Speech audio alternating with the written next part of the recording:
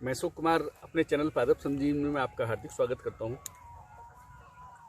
भाइयों, जैसा कि आपको दिख रहा है, मैं आज अपने लहसुन के खेत में बैठा हुआ हूं और मैं पिछले 15 वर्ष से लहसुन की खेती कर रहा हूं। इस बार मेरे को 16वां वर्ष है। 2005 से मैं लगातार लहसुन की खेती कर रहा हूं। इस क्षेत्र में हमारे यहाँ गन्ना, धान, गेहूँ इत्यादि की फसल बोई जाती है। लहसुन वगैरह की फसल हमारे यहाँ बुलंदशहर ज़िले में बहुत कम होती है। बीते 15 वर्षों में मैंने पाया है कि हम लोग अगर पूरी मेहनत और ईमानदारी से थोड़ा सा काम करें और थोड़ी सी प्रयास करें तो हमारे ज़िले में लहसुन भी एक अच्छी फसल के रूप में हम अच्छी पैदावार ले सकते हैं। अभी होता क्या है, लहसुन में थोड़ा सा ध्यान रखना पड़ता है इसको फसल के टाइम भी और फसल को उखड़ने के बाद, जिससे हमारा उत्पादन और फसल की उत्पाद की गुणवत्ता प्रभावित होती है। तो भाइयों, मैं आप सबको बताना चाहता हूँ कि अगर किसी भाई को लहसुन के विषय में कोई जानकारी चाहिए या लहसुन से संबंधित कोई भी जानकारी चाहिए या लहसुन का बीज चाहिए तो आप मुझसे संपर्क कर सकते हैं।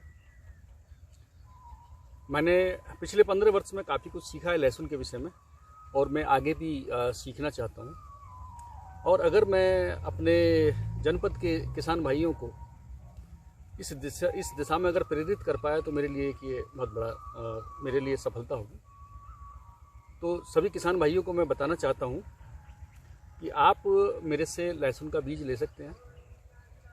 अभी हमारी फसल अभी लगभग 1 महीना लग जाएगा फसल तैयार होने में। उसके बाद अप्रैल लास्ट में हम अपने लहसुन की जो है बीज बिक्री कर देते हैं। तो अगर किसी भाई को बढ़िया लहसुन का बीज चाहिए तो आप हमसे संपर्क कर सकते हैं। कृषि विज्ञान केंद्र बुलंदशहर के माध्यम से भी आप हमसे संपर्क कर सकते हैं। और हमारा जो खुद का मेरा कॉन्टैक्ट नंबर है, व्हाट्सएप नंबर 9012869707, वो मेरा व्हाट्सएप नंबर है, उस पर भी मुझे संपर्क कर सकते हैं। या मेरा कॉन्टैक्ट नंबर है 8755121460, उस पर भी आप संपर्क कर सकते हैं। तो मेरा ये प्रयास है कि जैसे हम रबी के सीज़न में केवल गेहूं की बुवाई करते हैं तो हमारा किसान की पूर्ति अब गेहूं, धान और जो पारंपरिक फसलें हैं उनसे आसानी से नहीं हो पाएगी।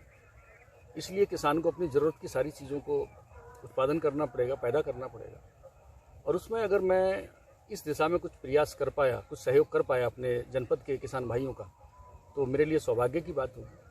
तो किसान भाई किसी प्रकार की भ्रांति में ना रहें। अगर कोई समस्या है तो आप मुझसे संपर्क कर सकते हैं। मैं उपलब्ध रहता हूं और किसान भाइयों को मैं आमंत्रित करना चाहता हूं इस क्षेत्र की तरफ भी, लहसुन की खेती में भी आप आएँ। हाँ, थोड़ी सावधानियों की ज़रूरत पड़ती है बोते समय भी, फसल को पालते समय भी और फसल खोदने के बाद भी। लेकिन जितनी यहाँ सावधानियाँ रखनी पड़ती हैं, उत्पादन और भाव अगर अच्छा मिले तो वो सारी भरपाई हो जाती है। इसलिए भाइयों, मैं आपसे कहना चाहता हूँ कि लहसुन की खेती कोई घाटे का सौदा नहीं है। आप इसको पहल के रूप में आप शुरू कर सकते हैं। गेहूँ, सरसों, गन्ना इत्यादि के साथ साथ आप लहसुन की भी फसल आप करें। और मैं आपको बताना चाहता हूँ इसको सहफसली के रूप में भी आप कर सकते हैं। लहसुन के साथ आप गन्ना की खेती कर सकते हैं।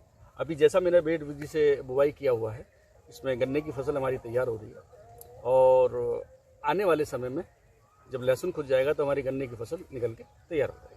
तो भाइयों, मैं आप सभी से पुनः निवेदन प्रार्थना करना चाहता हूँ कि आप इस दिशा में प्रयास करें, आगे बढ़ें और कृषि क्षेत्र में क्रांतिकारी बदलाव लाएं, जिससे हम अपनी ज़रूरतों को पूरा कर सकें और एक सम्मानजनक जीवन जी सके।